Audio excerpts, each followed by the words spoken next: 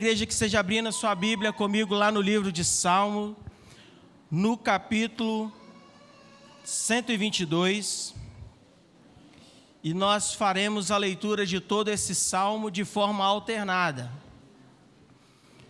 Eu iniciarei lendo os ímpares e os irmãos estarão lendo os pares, e faremos assim a leitura de todo este salmo, salmo de número 122.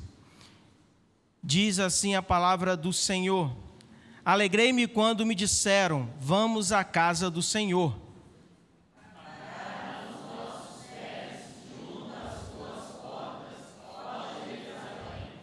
Jerusalém, você que está construída como uma cidade bem sólida,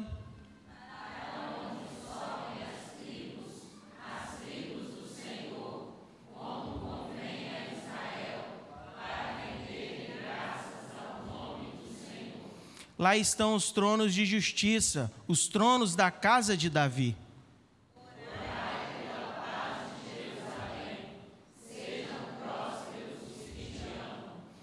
Reine paz dentro de suas muralhas e prosperidade nos seus palácios.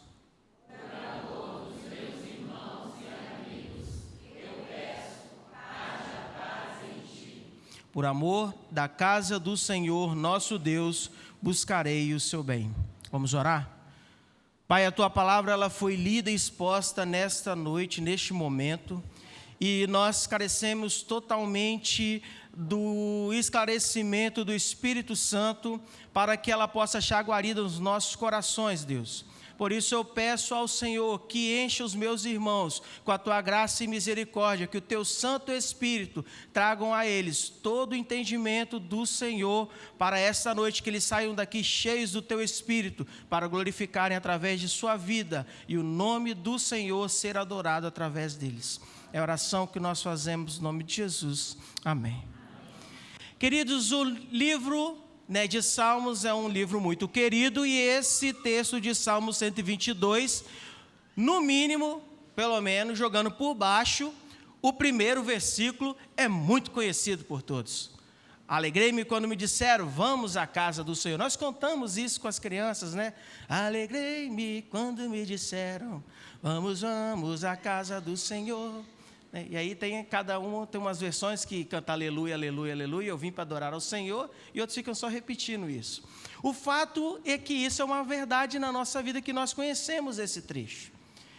E algumas coisas que eu gostaria de falar sobre esse salmo, antes de nós decorrermos dentre ele, é trazer que ele é um salmo de romagem, ele faz parte da coletânea dos salmos de romagem, né, se a gente pode dizer assim, do que o povo de Israel cantava enquanto seguia em peregrinação para Jerusalém.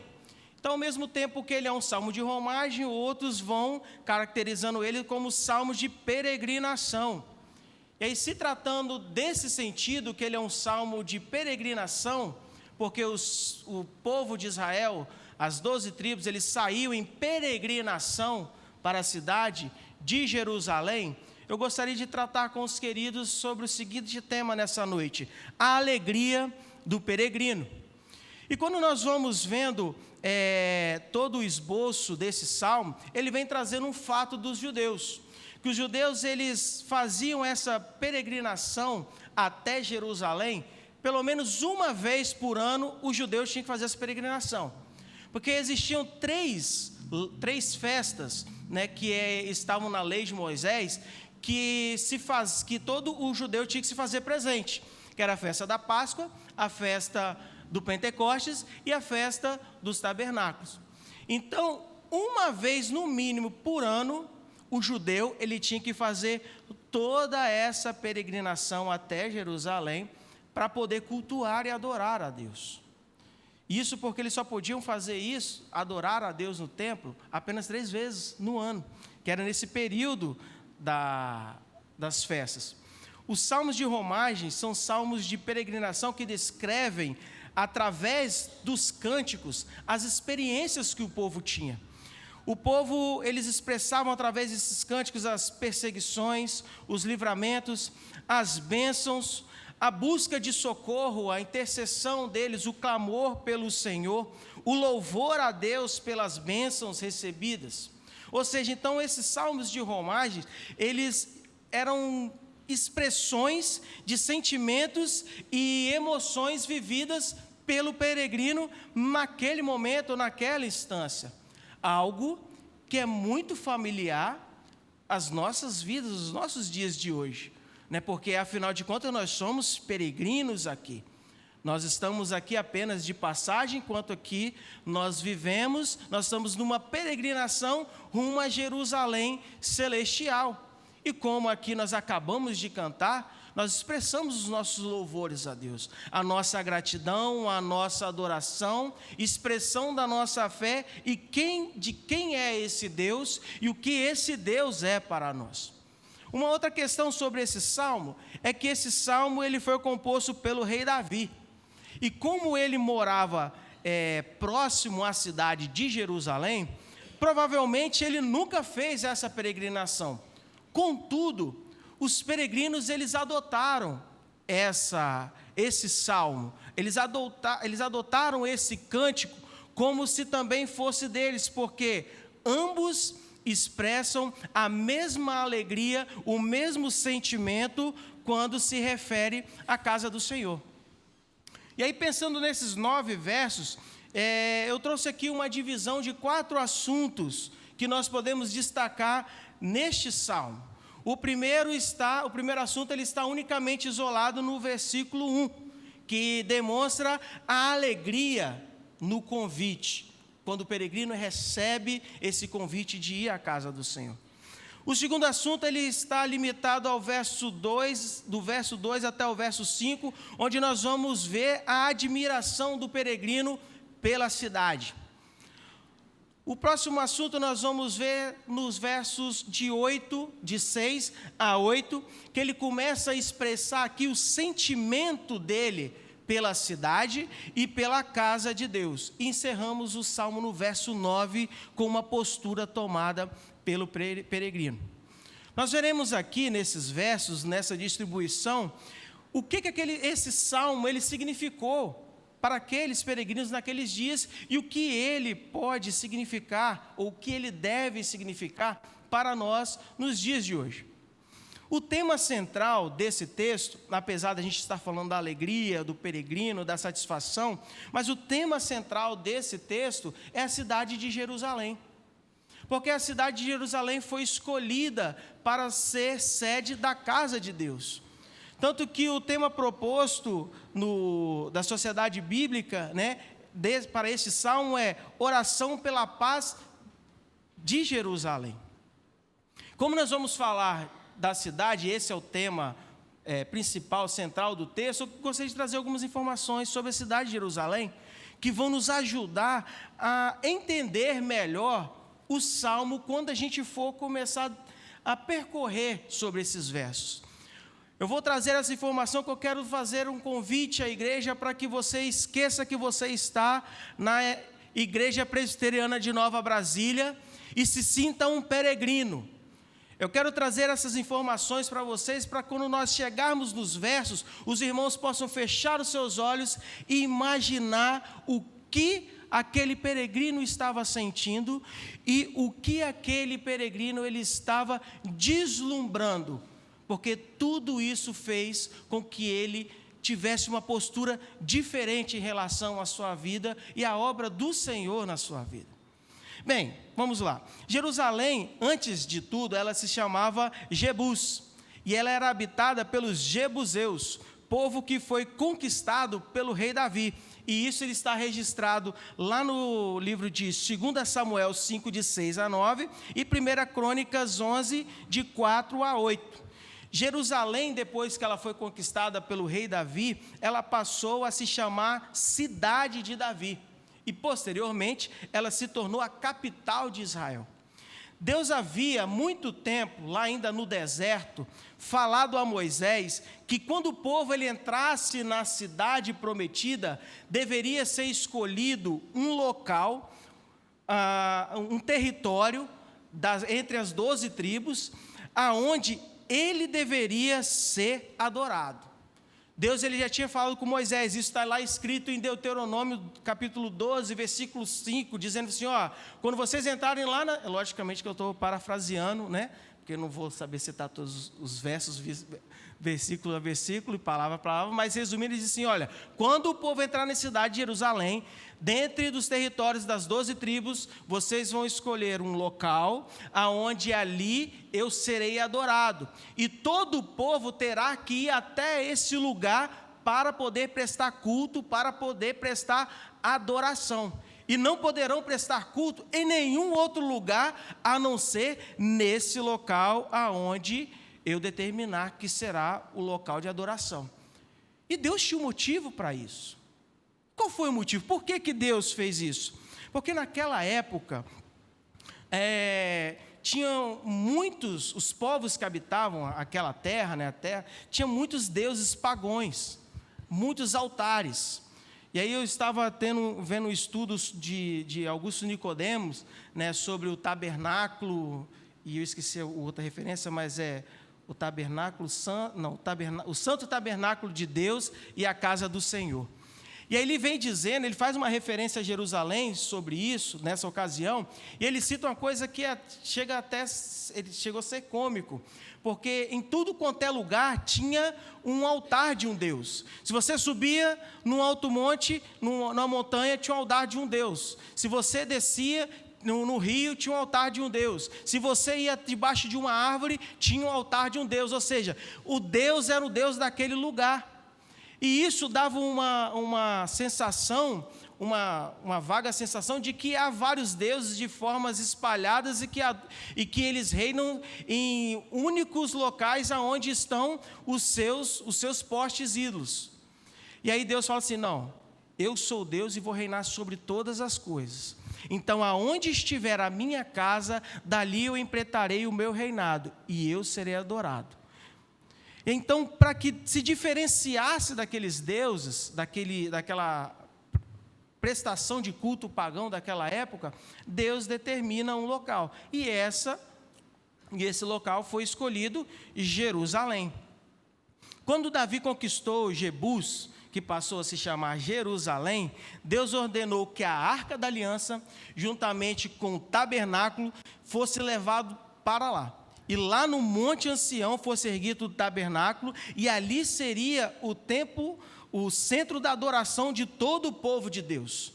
Ou seja, aquele que queria adorar, aquele que queria fazer o seu sacrifício, aquele que queria ofertar, aquele que queria entregar o seu dízimo, todo aquele que queria ouvir a lei do Senhor, todo aquele que queria rever os seus irmãos, todo aquele que queria louvar a Deus, tinha que ir para Jerusalém.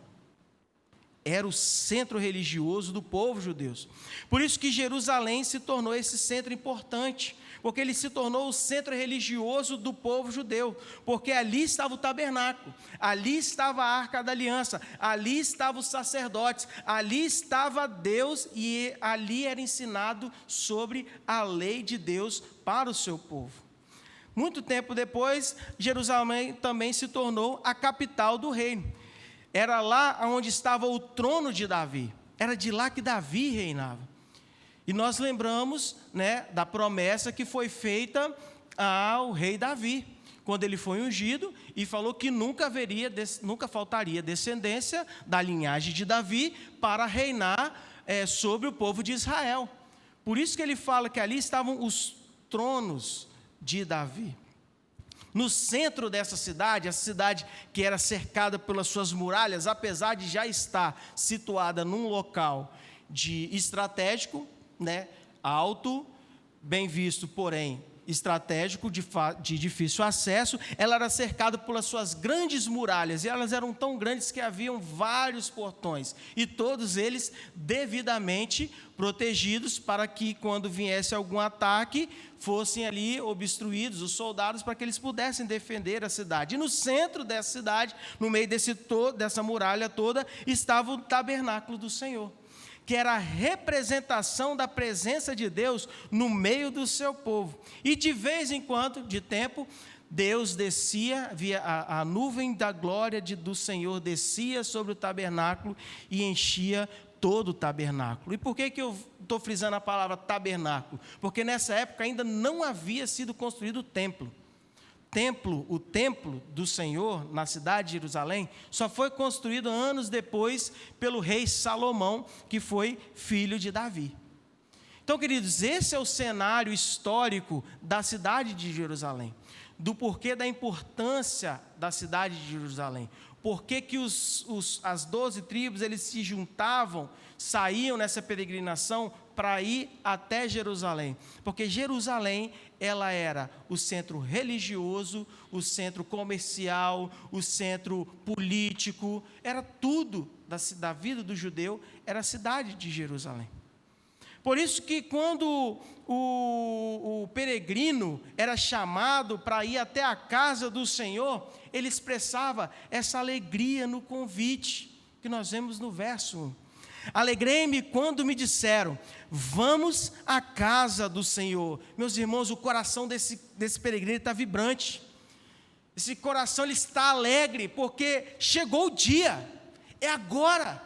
Nós vamos juntar minha família, vamos juntar nossos servos, nossos pertences, tudo aquilo que nós guardamos, para poder levar até a casa do Senhor e ofertar ao Senhor. Nós vamos para Jerusalém.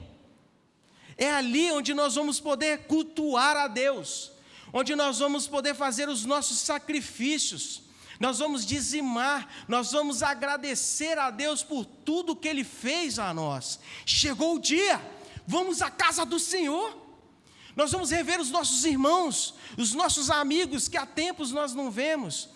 Penso eu, quando eu estava lendo sobre isso, estudando as ocasiões do porquê, dessa repentina alegria, ou talvez dessa tão ansiosa alegria expressa aqui agora, é porque isso tudo era algo que era permitido fazer apenas 3 vezes no ano. Ele só podia ir lá no templo do Senhor, prestar culto, dizimar, igual nós acabamos de dizimar e ofertar aqui, 3 vezes no ano. E talvez poderia ter aqueles que não tinham condição de ir nas 3 festas, então ia 2 vezes. E o que tivesse menos condição ainda, ia 1 vez no ano, cultuar a Deus.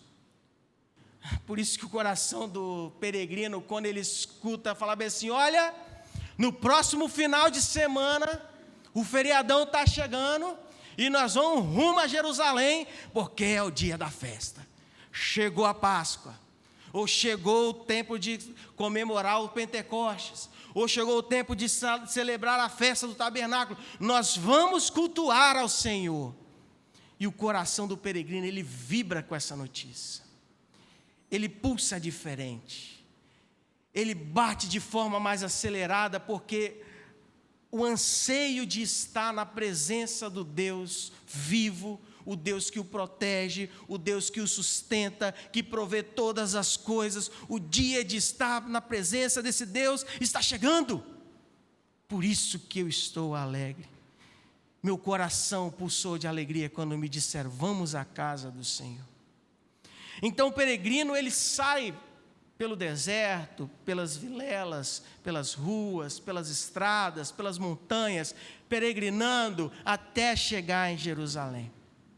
Vibrante, alegre, cantando, e quando chega até a cidade, quando ele bate os pés na porta da cidade, o que ele expressa?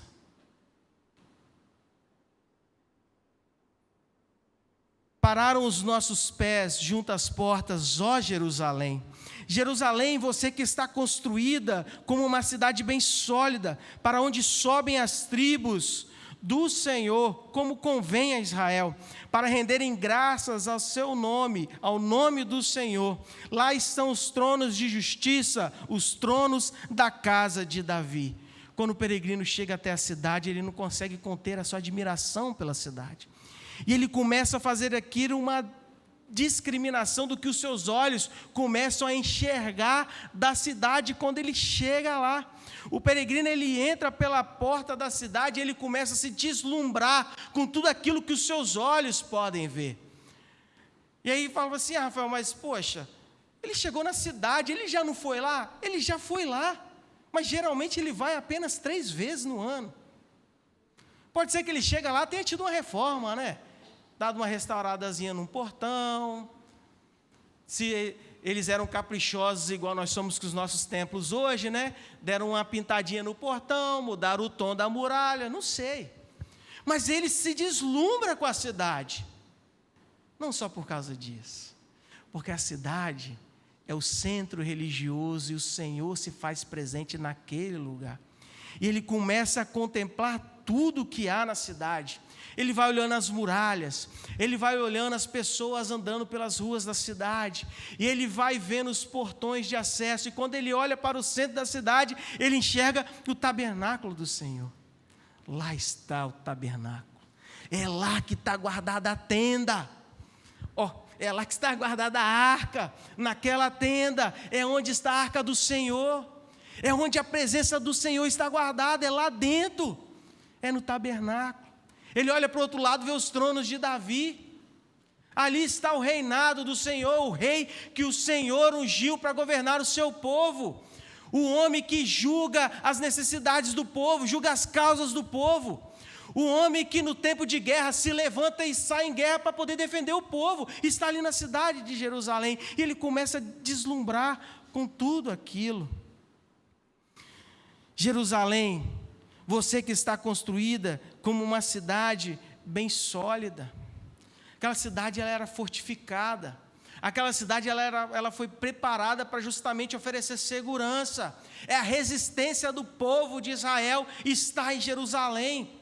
Enquanto aquelas muralhas estão de pé, enquanto a cidade está de pé, o povo de Israel está protegido, está seguro, ele começa a contemplar tudo aquilo.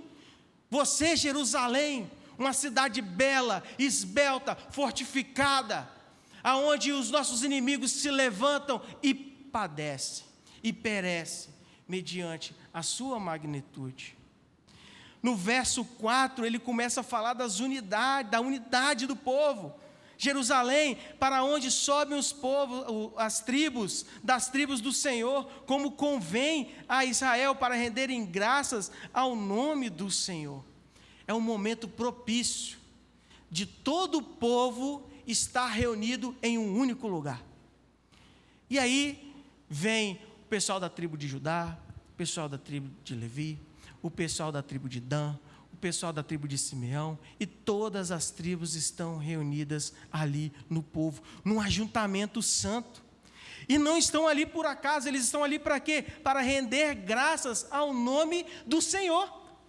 Que maravilha, a gente acabou de cantar isso aqui agora, era como se nós passássemos a semana inteira esperando para chegar nesse domingo gostoso, que a gente se reúne aqui no templo, para poder cantar maravilhosa graça, teu amor que não falha, rendendo graças ao Senhor, adorando o nome santo do Senhor, e todas as tribos, elas despencavam de suas localidades, para poder chegar até ali, e ele vem encerrando esse bloco, dizendo que ali estão os tronos de Davi, ali estão os tronos daquele homem que Deus levantou, que Deus preparou para poder guiar o seu povo. É através desses tronos que Deus guia o seu povo, é através do teu servo que Deus trata o seu povo, é através deste que Deus fala e ele julga a causa do povo. Segurança maior não há do que estar dentro das muralhas de Jerusalém.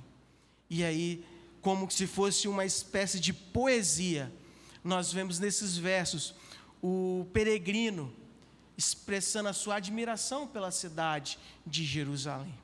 E em meio a toda essa alegria e essa admiração, é incapaz ele conseguir conter o sentimento que ele tem pela cidade e pela casa de Deus. Quando ele começa a olhar aquilo tudo e começa a deslumbrar o tamanho, o privilégio de estar dentro das muralhas de Jerusalém, ele começa no verso 6 dizendo: orem pela paz de Jerusalém, que sejam prósperos aqueles que a amam, reine paz em seu meio e prosperidades nos seus palácios. Por amor dos meus irmãos e amigos, eu peço, haja paz em você. Ele inicia esse verso, Deus pedindo aos seus irmãos que orem pela paz de Jerusalém. Porque, meus irmãos, aquele tempo era um tempo de batalhas. Era um tempo de batalhas. E Davi era um homem de guerra. Davi era um homem que ia para frente. Davi era um camarada que aonde ele botava a espada dele, porque o Senhor é que guiava os seus passos, Davi destruía. Aonde a mão do Senhor mandava que Davi fosse, Davi, que foi um homem segundo o coração de Deus, obedecia o que o Senhor mandava, ele fazia a guerra, em nome do Senhor. Davi já havia derrotado muitas nações à sua volta, e de tempos, essas nações elas se levantavam e vinham contra Jerusalém. E muitas vezes Davi precisou defender a cidade desses ataques.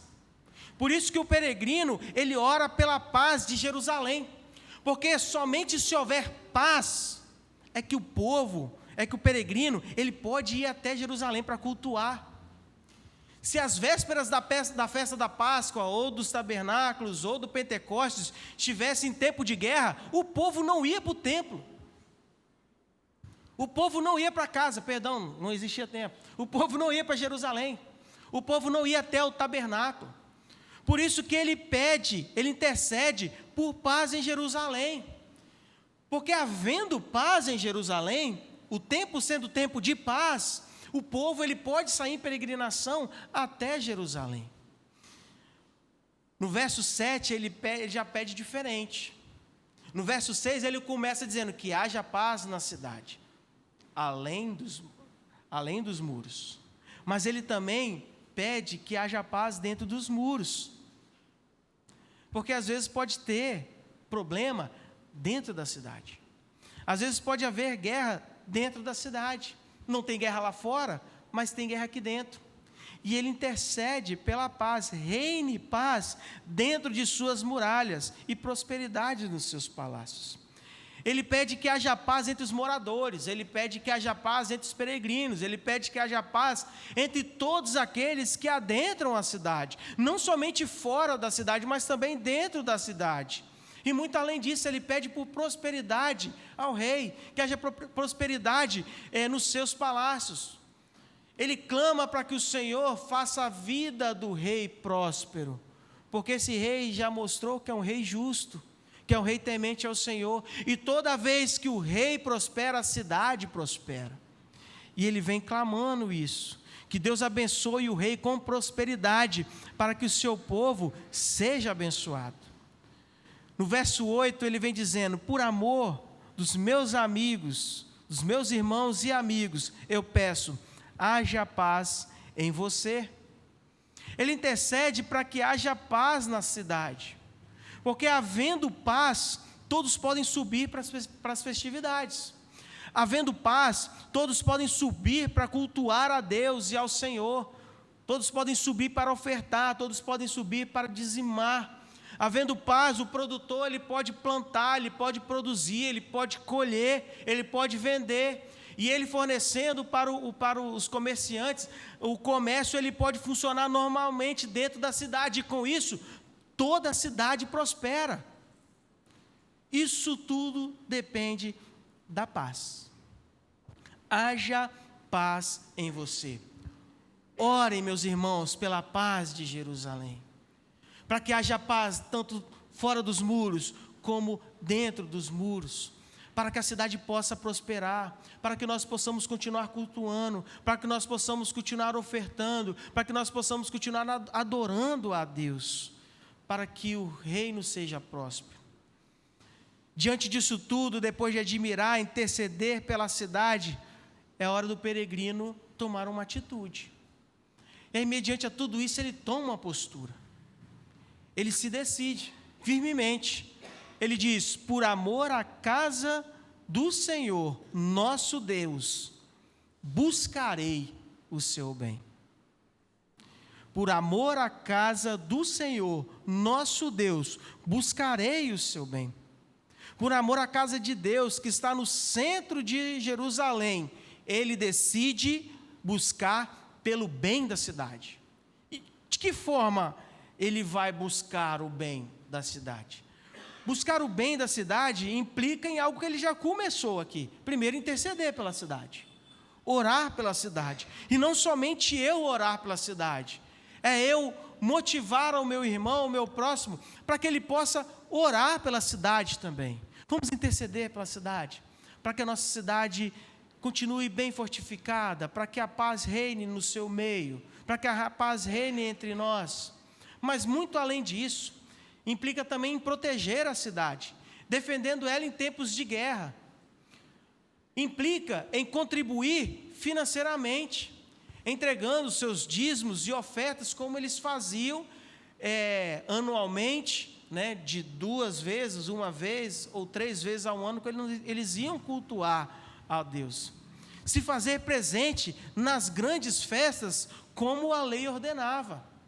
Isso aqui é uma observação interessante, porque o peregrino era uma lei, a lei de Moisés falava, determinava, que um judeu, ele tinha que ao menos 1 vez no ano cultuar a Deus, dizimar, fazer os seus sacrifícios e ofertar, pelo menos 1 vez, mas eles iam com alegria, eles não iam por obrigação. Na verdade, eles sentiam alegria imensa em poder deixar a sua tribo e partir rumo a Jerusalém.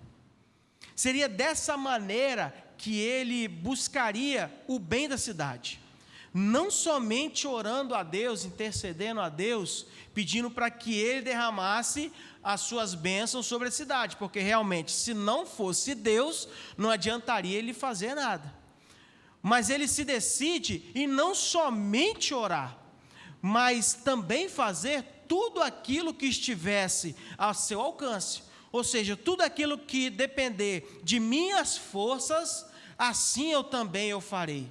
Ou seja, ele saiu do campo da palavra, das palavras, e agiu também no campo da ação. Ele se decidiu buscar o bem da cidade, e isso implica em tudo isso que nós dizemos. Mas o que esse salmo tem a ver conosco hoje? Tudo. Ou pelo menos, deveria ter tudo a ver conosco hoje. Porque esses são relatos de peregrinos que viveram gerações antes da nossa geração.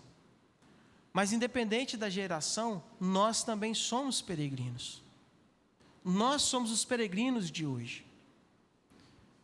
Se o Salmo 122 fosse escrito pelos peregrinos que frequentam a igreja presbiteriana de Nova Brasília, quais seriam os versos registrados nesses salmos?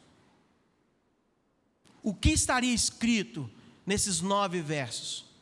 Será que teria versos suficientes para chegar a 9 versos? Será que 9 versos seriam poucos para relatar aquilo que expressa a nossa vida como um peregrino? Por que você veio na igreja hoje? O que te fez sair da sua casa para vir para o templo nessa noite, no dia de hoje, domingo, que é o dia do Senhor? Já parou para pensar que se eu e você, partindo da afirmação que domingo é o dia do Senhor, já parou para pensar que o fato de nós acordarmos no domingo de manhã e a vida ainda pertencer a nós, é um convite do Senhor para nós virmos no templo dele? A nossa vinda à igreja, o ir à igreja, ela não pode ser um fardo, não pode ser um compromisso de agenda. Muitos se dizem cristãos, mas não têm prazer de estar na presença de Cristo. Se a sua vinda à igreja está condicionada a uma agenda apenas, está errado. Qual é a motivação? O que isso tem alegrado, feito seu coração vibrar para vir para a igreja? Se você vem na igreja só porque os presbíteros pegam no seu pé, a motivação está errada. Se nós, como oficiais da igreja, viemos aqui para a igreja só porque nós precisamos dar bom exemplo para a congregação, nós estamos fazendo errado. Se eu vou só porque não tem nada para fazer, ou porque já me acostumei, é uma coisa corriqueira do meu dia a dia, está errado. Nosso coração tem que vibrar como desse peregrino. Hoje é domingo, vou para a casa do Senhor, vou aprender da palavra de Deus, vou estar perante a palavra do Senhor que vai ser exposta, vou me unir com os meus irmãos em adoração e vamos celebrar a Deus. Vamos adorar ao Senhor, essa é a motivação. Isso devia ser o motivo real de nos impulsionar a sair da nossa casa. E aí, quando a gente não pode vir para cá, isso devia incomodar o nosso coração de uma maneira tão grande de a gente não ter paz, no mínimo, enquanto não acabar o período do culto. Mas se eu não venho por alegria, ou se o fato de eu não vir não incomoda o meu coração, tem alguma coisa errada. Eu não entendi o que a palavra do Senhor tem me dito todos esses dias. Eu não entendi a circunstância do porquê Deus mandou o Filho dele morrer por nós. Para nós é um grande privilégio. Muitos abandonaram a casa do Senhor. Uma igreja que tem crescido de forma assustadora, a igreja dos desigrejados. Pessoas que falam que não precisam estar nesse ambiente, no espaço do templo, para cultuar a Deus. Mas se eu não tenho comunhão com o meu irmão, se eu não tenho comunhão com o meu próximo, como eu posso ter comunhão com Deus? Como eu posso dizer que realmente eu adoro ao Senhor, se eu não prezo por esse momento de comunhão com os meus irmãos, no ouvir a palavra do Senhor? Nós devemos enxergar a ida ao templo como um privilégio. Os judeus eles só poderiam ir até o tabernáculo e posteriormente ao templo, quando Salomão construiu, apenas 3 vezes no ano. Nós temos a oportunidade de vir ao templo no mínimo 3 vezes por semana. A nossa agenda aqui dessa semana, nós temos 4 dias, 4 momentos de culto. Um que vai ser feito na casa do nosso irmão Rangel e Dayana na terça-feira. É o momento de nós estarmos cultuando a Deus na presença do Senhor. Outro na quarta-feira, aqui no estudo bíblico doutrinário. Estamos presentes no templo do Senhor. Outro na sexta-feira, reunião de oração. Estamos presentes no templo do Senhor. E outro no domingo, de manhã e à noite. Olha só, estamos na vantagem. Eles tinham 4 privilégios, 3 privilégios, nós temos 4.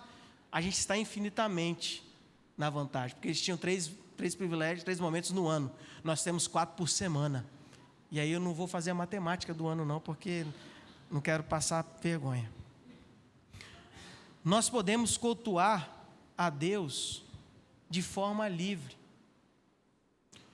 O povo ele tinha que ir até Jerusalém para cultuar a Deus. E chegar lá, tinha uma fila de espera. Porque quando ele ia fazer o sacrifício, os sacerdotes já estavam lá fazendo o sacrifício. Então ele tinha que esperar o tempo dele, para chegar a vez dele, para ele poder fazer o sacrifício, para ele poder entregar as ofertas, para ele poder cultuar a Deus. Jesus Cristo ele veio, morreu por nós. Quando Jesus morreu na cruz, o que aconteceu dentro do templo? O véu se rasgou de cima a baixo. Você sabe o que isso quer dizer, meu irmão? Que a partir daquele momento você não precisa mais de sacerdote. Você não precisa de autorização para ir ao templo. Você não está mais condicionado a essa lei de ser proibido de cultuar a Deus. Agora você tem livre acesso ao Senhor. Você pode cultuar a Deus aonde você estiver. Você não precisa mais de um sacerdote para poder fazer o sacrifício pelos seus pecados. Você pode orar a Deus e pedir perdão aos seus pecados diretamente a Ele. No tabernáculo, a nuvem de glória do Senhor descia e enchia todo o tabernáculo. Hoje, nós somos o templo do Senhor e o Espírito Santo de Deus desce até nós e nos enche da sua glória. Antes a glória do Senhor, ela enchia uma edificação, mas hoje a glória do Senhor enche a minha vida e a sua vida, através do Espírito Santo que vive em nós, que habita em nós. Agora nós podemos cultuar a Deus aonde nós estivermos. Mas então por que vir ao templo? Seria uma contradição. Podemos cultuar a Deus agora onde nós estivermos, como vamos cultuar na casa dos nossos irmãos na terça-feira. Mas por que vir ao templo? Porque este é o lugar aonde a palavra de Deus está sempre aberta.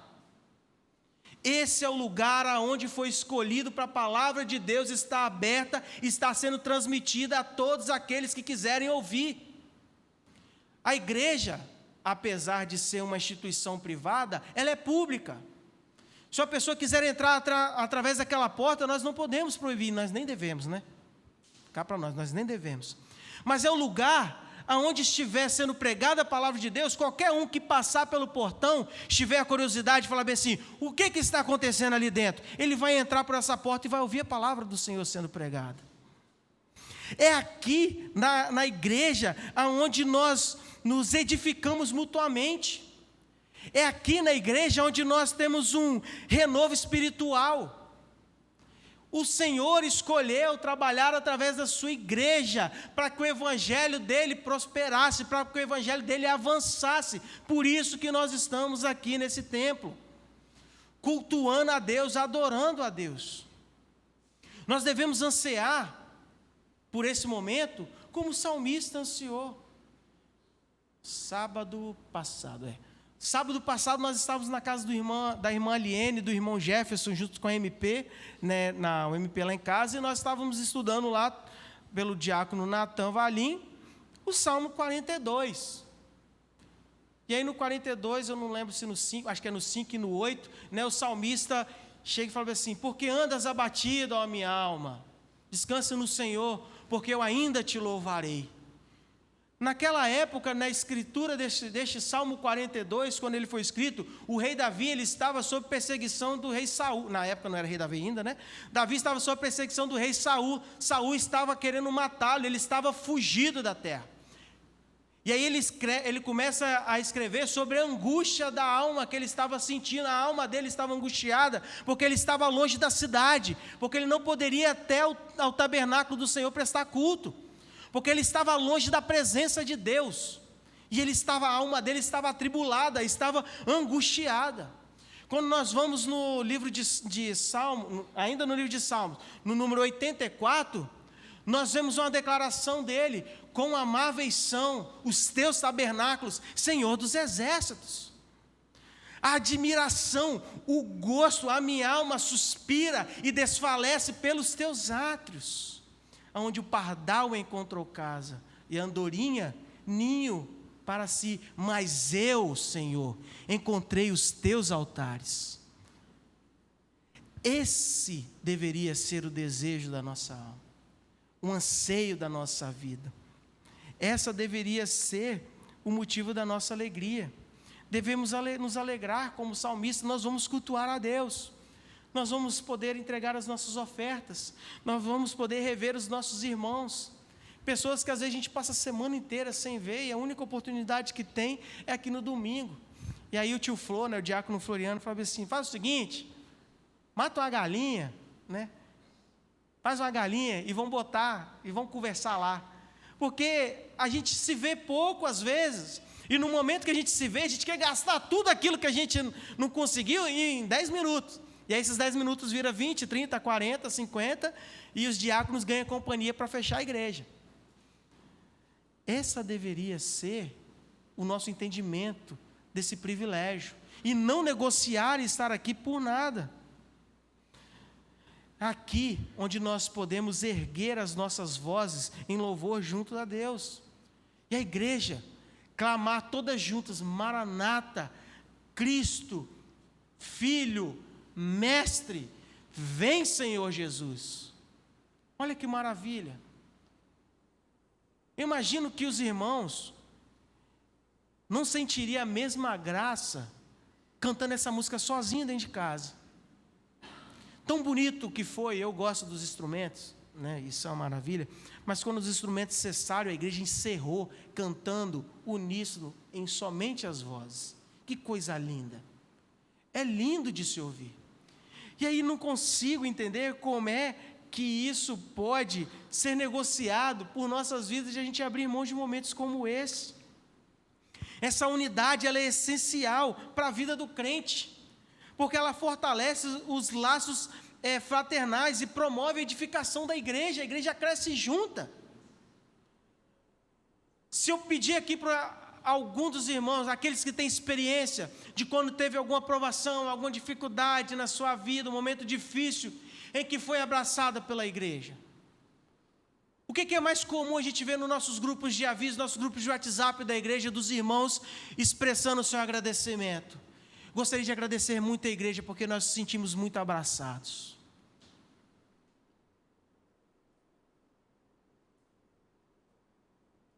Isso é corpo. Isso é unidade. É isso que o judeu prezava e valorizava esses momentos.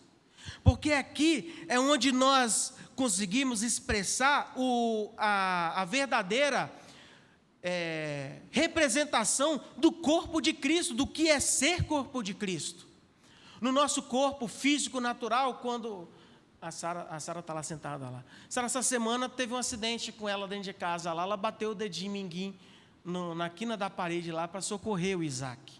Sara ficou com o corpo inteiro ruim. Deu dor de cabeça, deitou no chão. Meu amor, é forte. Mas isso acontece com a gente, né? Ruim. Todo mundo já bateu o dedinho, não é?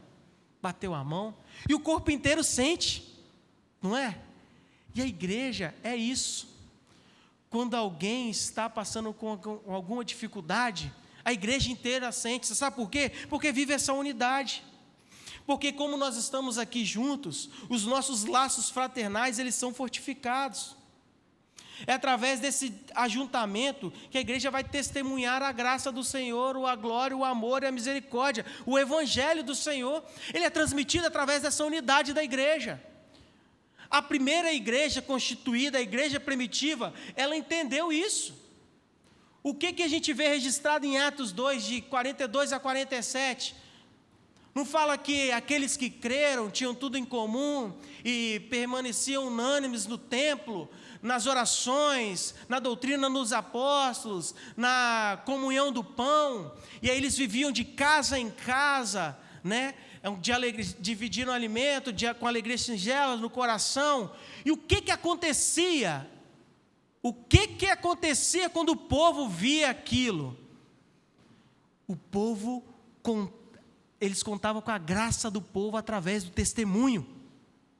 O povo olhava para a igreja e falava assim: uau, o que é isso? O que esses caras estão vivendo? O que essas mulheres estão vivendo? O que eles têm que faz eles dessa forma? Eu quero saber o que eles têm, eu quero fazer parte desse negócio, eu quero me envolver com esse negócio. E aí o texto vem dizendo, encerrando de que forma? Que Deus ia acrescentando aqueles que iam se convertendo. Através do testemunho da igreja, uma igreja vibrante, uma igreja alegre, uma igreja que não media agenda para poder se reunir, para estar junto, perseverando na doutrina, nos ensinamentos, na lei, nas orações, e eles permaneciam unânimes. Os estudiosos que estão aqui, se eu errar, vocês me corrijam, mas unânime quer dizer todos. Todos, na sua máxima, permaneciam unânimes no templo. No templo, não na sua casa. No templo onde era prestado o culto. No templo onde era lido a palavra do Senhor. No templo da onde eles aprendiam o que precisavam fazer. E saindo do templo, testemunhando a unidade, com alegria e singeleza de coração. Peregrinos alegres na presença do Senhor. E aí eu queria encerrar, queridos, trazendo algumas simples aplicações para que a gente possa meditar durante essa semana. Primeiramente, eu gostaria de convidar você que cultivasse um coração cheio de alegria ao se preparar para participar do culto ao Senhor. Quando você estiver indo lá, amanhecer o dia, principalmente domingo, enche o seu coração de alegria. Adore ao Senhor. Nós devemos adorar em todo tempo, mas adore ao Senhor. Alegre-se no Senhor. Você está indo para o templo. A gente não canta um hino, eu não lembro o número, mas a gente não canta aqui: Deus está no templo, Pai onipotente. Deus onipotente, né? Pai onipotente. Isso aí. Porque Deus está presente. Ele escolheu isso aqui, queridos.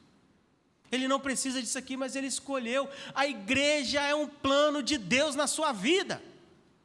Se não tivesse propósito de Deus, a igreja na sua vida, Ele não tinha colocado a igreja, Ele não tinha instituído a igreja, para que nós pudéssemos estar juntos. Então, se existe igreja, se Deus determinou a igreja, é porque ela faz parte do propósito de Deus. E se você não preza por essa igreja, você não está vivendo o propósito de Deus. Cultive a alegria no seu coração para participar desse momento. Seja grato a Deus pelo privilégio de poder fazer parte da igreja de Deus e cultuar a Deus junto com o seu irmão.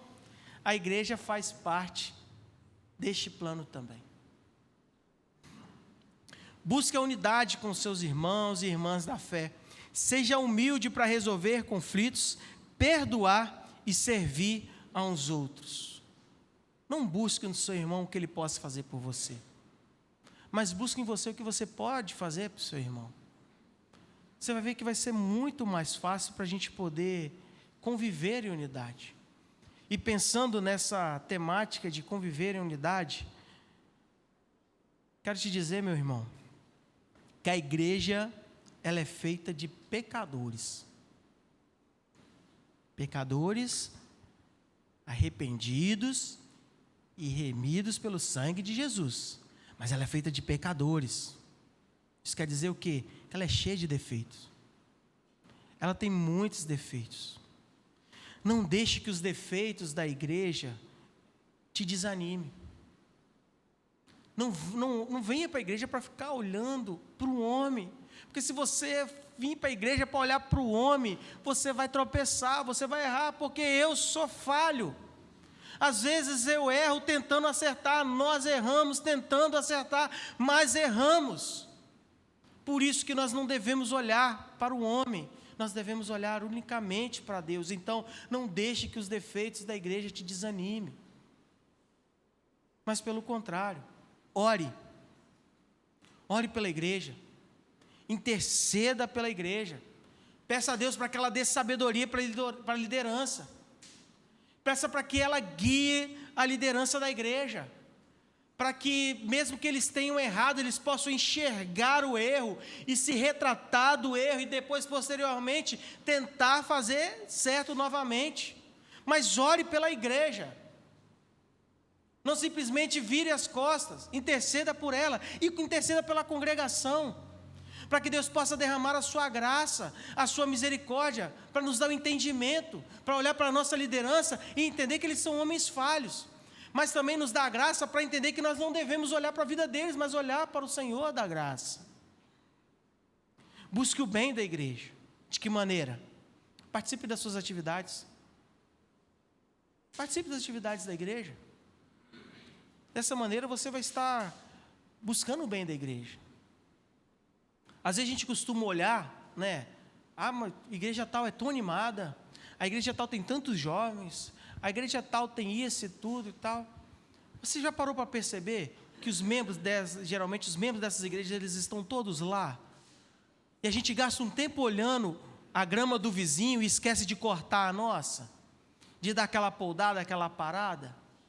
Então, contribua, busque para o bem da igreja. De que forma? Participe das atividades. Contribua financeiramente, buscando ajudar, auxiliar no sustento da igreja. Fale bem da igreja. Para os seus amigos, para os seus vizinhos, para os seus parentes. Muito mais fale do Senhor, da igreja, para essas pessoas que estão à sua volta. Que eles vão entender que aonde você está é um local onde você aprendeu dele. E eles vão se sentir curiosos ou atraídos em vir também ouvir desse Senhor da igreja. Anuncie o evangelho para as pessoas que estão à sua volta e convidem eles para poder participar com você desse momento. Demonstre para ele que esse momento é importante para você. E o convide para que ele faça parte desse momento com você. Um grande problema que a gente tem, principalmente no meio dos nossos jovens e adolescentes. Isso foi muito difícil para a gente fazer lá em casa, mas a gente precisou fazer. É cortar os vínculos com as pessoas que não são crentes. Nós conhecemos, nós não tratamos, somos familiarizados, admiramos, respeitamos e convivemos com todos. Mas os nossos amigos agora são só aqueles que são da igreja. Porque nós precisamos ter tudo em comum. Porque um grande problema é que, em vez de nós chamarmos as pessoas para vir para a igreja, nós estamos deixando que elas nos tirem da igreja. Isso é porque o nosso coração ainda não descobriu o contentamento do Senhor da igreja. Estamos valorizando momentos fora desse templo com pessoas que às vezes não estão com o mesmo pensamento que nós. E ao invés de nós trazermos eles para dentro da igreja, eles estão tirando a gente da igreja. Rafael, isso é radical? Talvez possa ser. Mas a Bíblia ela é bem dita, ela é bem escrita e ela é certa. Porque quando ela fala sobre o diabo, Jesus fala para a gente poder resistir ao diabo. Mas da aparência do mal, ele manda a gente fugir. Ele manda a gente correr. Ele manda a gente sair fora. Não bate de frente não, porque você não pode. Então nós precisamos atentar por isso. Que Deus, em sua infinita graça, nos encha de alegria e de amor pela sua casa e pelo seu povo. Que na próxima vez que se aproximar um dia de culto, seu coração ele possa vibrar de alegria e entusiasmo. Que você possa declarar dentro da sua casa lá, para todos os seus vizinhos ouvirem: eu estou alegre, porque hoje eu vou à casa